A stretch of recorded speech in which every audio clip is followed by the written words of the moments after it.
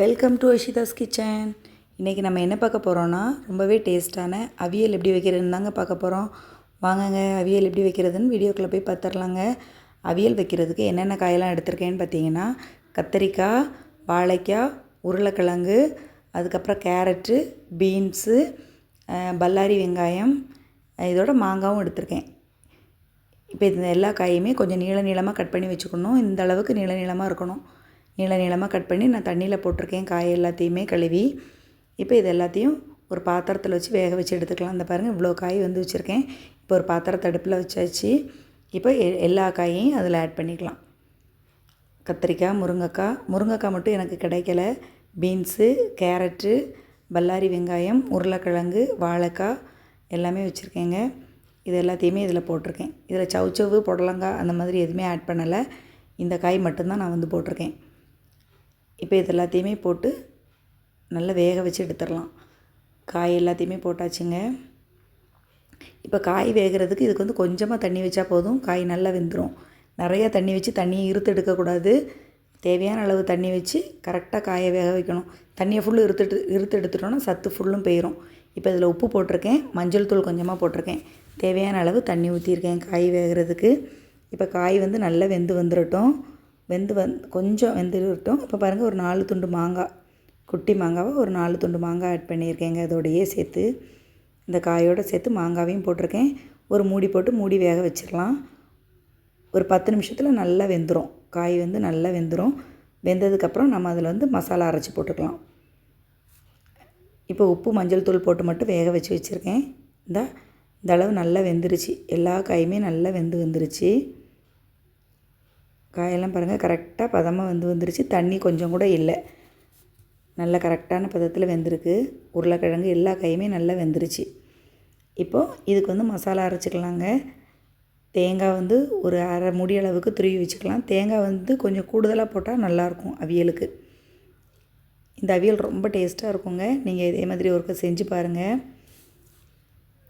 உருளைக்கிழங்கு எல்லாமே பாருங்களேன் நல்லா வெந்துருச்சு. பாருங்கள் எல்லாமே நல்லா வந்துருச்சு. காயை எல்லா காயுமே சூப்பராக வெந்திருக்கு. இப்போ வந்து நம்ம ஒரு மசாலா அரைச்சிக்கலாங்க.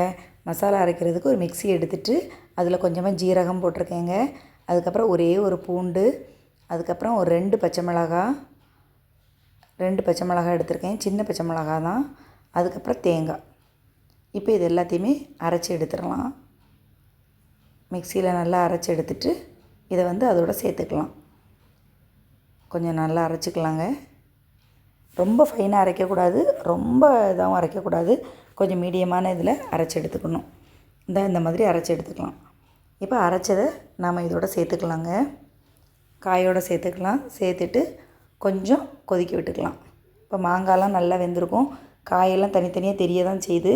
இந்த அளவு வெந்திருந்தால் போதும். இப்போ இதில் தேங்காய் ஊற்றியாச்சுங்க. தேங்காய் கூட கொஞ்சமாக தண்ணி தேவைப்படுது. அதனால் இதை கழுவி கொஞ்சம் தண்ணி ஊற்றிக்கிறேன். தண்ணி ஊற்றிட்டு நல்லா மிக்ஸ் பண்ணிக்கலாம். தண்ணி ஊற்றியாச்சுங்க. இப்போ இதை நல்லா மிக்ஸ் பண்ணி விட்டுக்கலாம். எல்லா காயோடையும் சேர்த்து நல்லா மிக்ஸ் ஆகட்டும்.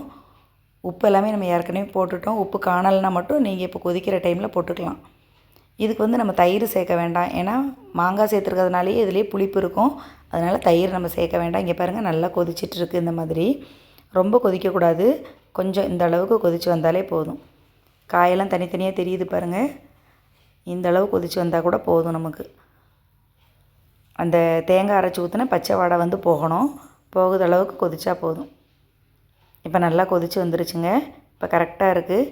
இந்த டைமில் வந்து அடுப்பை வந்து ஆஃப் பண்ணிக்கலாம். எல்லா காயுமே நல்லா வெந்து சூப்பராக அவியல் வந்து ரெடி ஆயிடுச்சு. இப்போ அடுப்பை ஆஃப் பண்ணிக்கலாங்க. அடுப்பை ஆஃப் பண்ணிவிட்டு இதுக்கு தாளிக்கக்கூடாது. அவியலுக்கு வந்து இந்த அவியலுக்கு தாளிக்கக்கூடாது. தாளிக்காமல் நம்ம வந்து வெறும் கருவேப்பிலை போட்டு அதில் வந்து கொஞ்சம் தேங்காய் எண்ணெய் மட்டும் விட்டாலே போதும். ரொம்ப டேஸ்ட்டாக இருக்கும் அவியல். கேரளா அவியல் மாதிரியே இருக்குங்க. ரொம்ப நல்லாயிருக்கும். நீங்கள் ஒரு வாட்டி ட்ரை பண்ணி பாருங்கள்.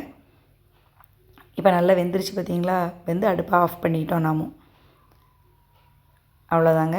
இப்போ இதில் வந்து கருவேப்பிலை வந்து ஃப்ரெஷ் கருவேப்பிலையே இதில் போட்டுக்கலாம். தாளிக்கவே வேண்டாம். அப்படியே கருவேப்பிலையை போட்டுக்கலாம்.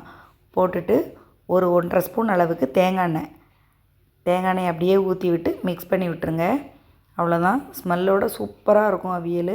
ரொம்ப டேஸ்ட்டாக இருக்கும். நீங்கள் ட்ரை பண்ணி பாருங்கங்க. ட்ரை பண்ணி பார்த்துட்டு உங்களோட கமெண்ட்ஸை சொல்லுங்கள் ஃப்ரெண்ட்ஸ். என்னோடய சமையல் உங்களுக்கு பிடிச்சிருந்ததுன்னா அஷிதாஸ் கிச்சனை லைக் பண்ணுங்கள், ஷேர் பண்ணுங்கள், கமெண்ட் பண்ணுங்கள். மறக்காமல் சப்ஸ்கிரைப் பண்ணுங்கள் ஃப்ரெண்ட்ஸ். உங்களோட ஆதரவை கொஞ்சம் கொடுங்க. எல்லோரும் சப்ஸ்கிரைப் பண்ணிவிட்டு பாருங்கள். என்னோடய வீடியோ உங்களுக்கு ரொம்ப பிடிக்கும்னு நினைக்கிறேங்க. அடுத்த சமையலில் பார்க்கலாம். பாய்ங்க.